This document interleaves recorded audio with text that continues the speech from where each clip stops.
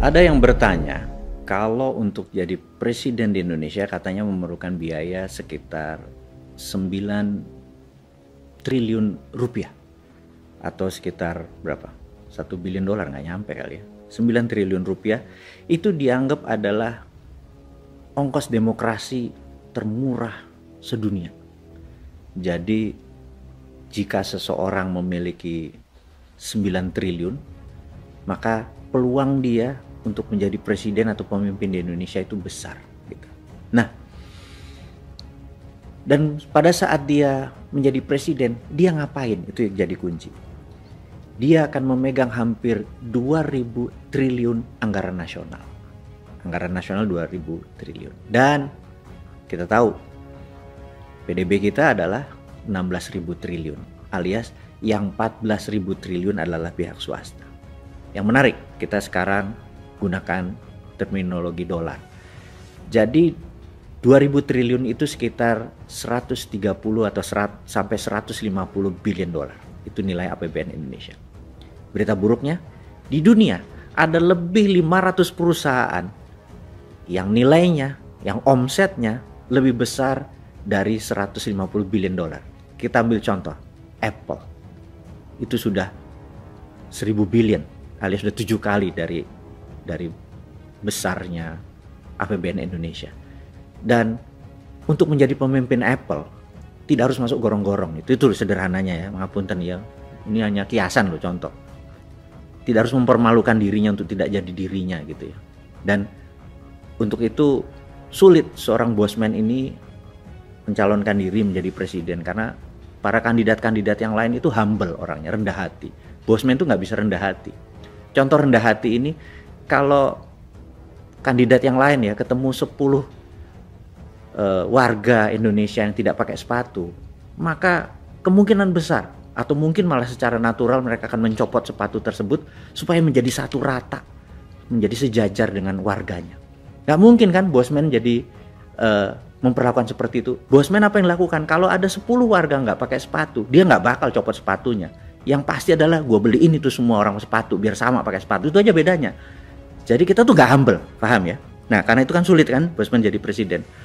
Lalu siapa yang punya duit 9 triliun, 10 triliun itu? Ya oligarki. Jadi gak heran di demokrasi yang belum dewasa, rakyatnya bisa dibeli, maka oligarki itu bisa membayar kandidat-kandidat untuk lolos menjadi pemimpin Indonesia, untuk mengelola yang 2.000 triliun tersebut, dan untuk membuat kebijakan yang 14.000 triliun tersebut supaya beredar di kalangan oligarki doang. Kira-kira ya, ini jahat ya gua ngomongnya ya. Tapi ini hanya untuk wake up call, untuk alarm doang, untuk lu pada bangun semua gitu ya, berpikir ada benernya juga kali ini bosman ngomong kayak gitu. Lalu siapa yang punya 9 billion itu yang tidak oligarki? Ya hanya bosman juga, tapi itu nanti ya rahasianya ya. Gue kayaknya harus manggil dulu bawa kendi muter-muter itu dulu supaya langit kasihan sama gue gitu ya. Jadi intinya adalah ada cara kedua nih. Cara kedua untuk menjadikan non-oligar menjadi pemimpin Indonesia. Itu rumusnya. Bagaimana caranya? Gimana kalau kita ke sejarah lagi? Biasa nih bosman apa-apa ke sejarah, ke belakang, agar ada landasan berpikir, ada referensinya. Karena akademisi tanya, apa alasan lo? Apa referensinya gitu. Kita kasih bos, tenang bos. Jadi Anda sekolah jauh-jauh, kita fulfill atau kita penuhi ego ilmu tadi. Bahwa apa landasan Anda berpikir bahwa bisa menjadikan pemimpin negara ini tanpa bergantung pada oligarki gitu ya. Anda semua tahu dulu saya secara ecek-ecek pernah sekolah di negeri seberang dengan keilmuan yang sedikit tidak terlalu penting, karena itu bosman kan tagline-nya adalah wong bodoh ngaku pinter. Ya tetap saat ini ya wong bodoh yang ngakunya aja pinter, sok-sok baca buku gitu ya biar kelihatan pinter. Intinya adalah kita ingetin bahwa latar belakang aplikasi psikologi yang pernah saya peroleh dulu itu mudah-mudahan bisa membenarkan pada saat teori menjadikan seseorang jadi presiden atau pemimpin Indonesia tanpa bergantung pada oligar atau dananya oligar. Nah, dulu tuh sewaktu mengambil pelajaran applied psychology itu, saya punya sahabat JB panggilannya, atau John Buchanan, ya nggak penting lah nama tersebut. JB ini kalau adalah orang yang membuat saya seperti ini sekarang mungkin besar sekali. Jadi kalau kami ada pelajaran psikologi, misalnya waktu itu kita diajarin tentang underdog effect gitu ya, underdog. Wah, guru kita selama 2 jam di kampus mengajarin tentang underdog effect.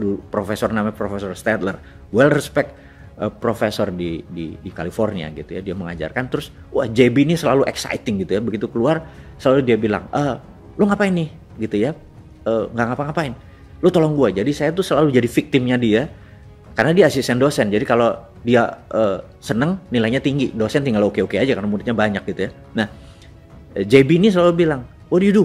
Nothing. Lu bantu sama gua, lu jadi cari responden gitu ya. What do I do? Gua ngapain gitu ya. Terus dia bilang, bawa flip chart 2. Terus di flip chart 1 dia tulis kecil gitu ya, gambar, terus tulis E gitu ya. Terus di flip chart besar ditulis B gitu ya. Terus kamu cari responden, ngerespon mana bela mana. Saya nggak ngerti. Waduh, ini tentang underdog effect katanya gitu. Terus ya gue ngapain gitu. Nanti lo bilang, ini negara A sama negara B ini akan berperang, kira-kira lo berpihak pada mana gitu ya. Jadi udah ada asal ada orang lewat, saya bilang, excuse me, permisi, saya lagi ada dapat tugas dari kampus untuk mensurvey.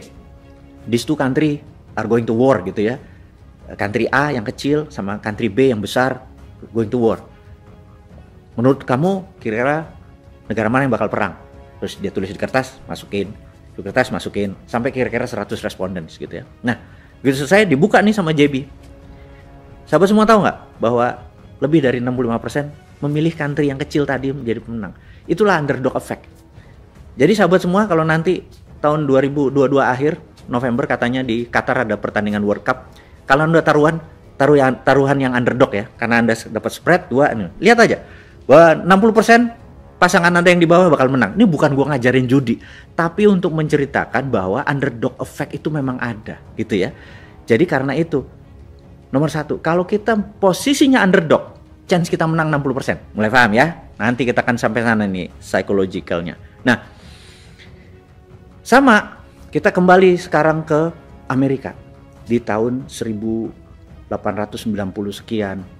Itu oligar Amerika, ada namanya Vanderbilt yang memiliki jaringan kereta api, ada Rockefeller yang memiliki kontrol atas minyak bumi dan Jean Paul Getty, kemudian ada JP Morgan sebagai funder yang sangat besar, ada raja besi yang namanya Carnegie gitu ya, Andrew Carnegie. Orang kayanya luar biasa banyaknya dan benar-benar kaya. Bahkan kekayaan para oligar itu dibandingin kekayaannya Bank Sentral Amerika masih kaya oligar gitu ya. Untuk bukti. Kita teman-teman muda ini kan, Anda semua adalah gadget dan bangsa yang digital sekali. Zilenial dan milenial yang antara 40 tahun ke bawah ini Anda adalah generasi digital. Anda cek di Wikipedia. Di tahun 1899 Filipina waktu itu minta merdeka dari Spanyol, dan syaratnya Spanyol gampang, minta bayar 20 billion US dollar. Valuasi kira-kira waktu itu ya, tentunya dalam mata uang, bukan dolar. Dan Filipina tidak punya uang seperti itu, maka Filipina meminta Amerika, karena itu dalam pandangan lain Filipina adalah negara yang dimerdekakan Amerika dan Filipina adalah bangsa yang dikontrol oleh Amerika, karena kemerdekaan dibeli. Beda kayak Indonesia, kemerdekaannya pakai bambu runcing tumpah darah. Indonesia memang fight memperoleh kemerdekaan tersebut gitu ya. Sekali lagi, kita bukan merendahkan Filipina, tapi sejarah bangsa itu membuat berbeda, kita harus respect satu sama lain. Nah, pemerintah Amerika waktu itu tidak punya 20 billion dolar. Pemerintah Amerika minta ke Andrew Carnegie. Apa yang terjadi? Andrew Carnegie membayar kemerdekaan Filipina, yang sampai dia mati dia nggak pernah menginjak Filipina. Nah, karena Andrew Carnegie disebut bapak filantropi dunia, bahkan foto Andrew Carnegie ada di Bill Gates, karena itu Bill Gates mengklaim dirinya adalah the biggest philanthropy atau penyumbang, tapi dia nggak akan pernah bisa. He never could be like Andrew Carnegie, karena Andrew Carnegie better, dia memerdekakan sebuah negara. Nah, jadi kita lihat oligarnya itu lebih kaya daripada bank sentral gitu. Nah, karena oligar itu kaya, presiden-presiden Amerika siapapun itu pasti oligar yang membiayai gitu ya.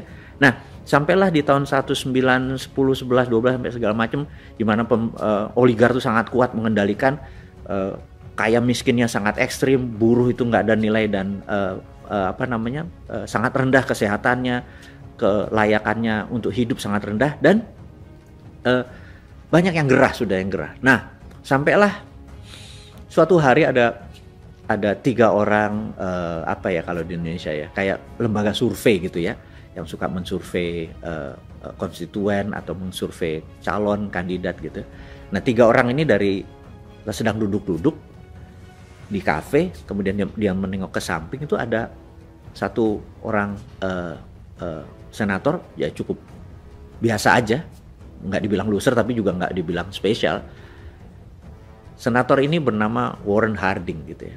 Nah, dia tinggi, besar, ganteng, dan dia lagi shoe shining, lagi nyemir sepatu, kan dulu duduk itu ada yang nyemir. Terus mereka bertiga ngeliat, wih, ini orang keren juga, boleh juga nih kita jadiin presiden gitu ya. Itu kata 3 orang itu. Terus mereka bertiga datang ke Harding, dia bilang, lo mau jadi presiden Amerika? Harding bilang, oke, tapi lo ikutin gue ya. Dia ikutin tuh bener-bener, dia ngomongnya ngomongnya di draft, tindakannya. Dan kebetulan Warren Harding ini tinggi gitu ya, 6 feet something gitu, 180 hampir 190.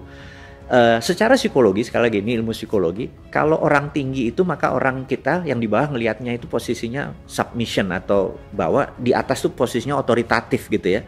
Jadi karena dia tinggi, ngelihat orang tuh otoritatif, jadi kelihatannya keren gitu ya. Jadi mengerti kenapa orang tinggi terkadang mempunyai nilai lebih gitu ya. Nah, Warren Harding ini tidak pinter-pinter banget, tapi di semua perkataannya, tindakannya di drill oleh 3 orang ini. Dan dananya dari mana? Anggap di Indonesia sekarang 9 triliun itu dikumpulin dari UKM gitu ya. Dari pengusaha UKM receh dikumpulin. To make story short, 1921 Warren Harding menjadi presiden Amerika, dan shock sekali oligar di Amerika.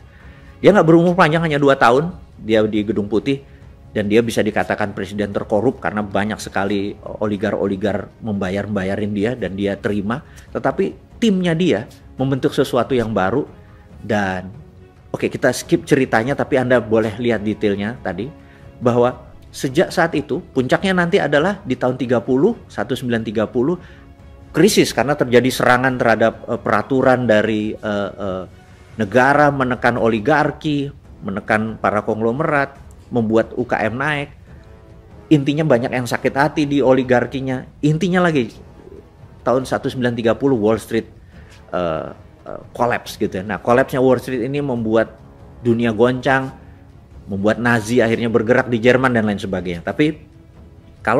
Tetapi saat ini Amerika tuh menjadi negara yang paling adil, di mana jumlah orang kayanya, UKM-nya, dan negaranya benar-benar 1:1 menjadi seimbang. Kalau dulu ini 80% gitu ya, yang ini 10%, negara cuma 10%. Sekarang menjadi berimbang. Dan Warren Harding itu game changing, bisa dikatakan game changing. Jadi sahabat semua, bukan berarti untuk menjadi presiden itu harus oligar sebagai fundernya. Tetapi bisa juga kita memilih someone menjadi Warren Harding yang akan membela para UKM, para pengusaha receh, para buruh, para nelayan, para petani, untuk bergandengan tangan menjadi sesuatu yang baru di Indonesia. Ini game changing. Habis itu akan seimbang, oligarnya, rakyat umumnya, UKM-nya, dan negaranya menjadi seimbang. Dengan kekuatan 3 hal inilah yang membuat Indonesia ke depan menjadi the strongest country in the Southern Hemisphere sekali lagi di wilayah selatan Khatulistiwa. Dan 2045 itu hanya pada saat ulang tahun Indonesia ke-100 itu baru hanya 23 tahun lagi dari sekarang. Dan tidak mungkin kalau ini semua terjadi di 2024, Indonesia akan menjadi negara yang powerful dengan tidak menghilangkan oligar, tapi menyeimbangkan kekuatan pasar dan kekuatan pengaruh. Saya rasa pelajaran kali ini adalah sampai di sini dulu. Terima kasih buat Anda semua. Salam sehat selalu.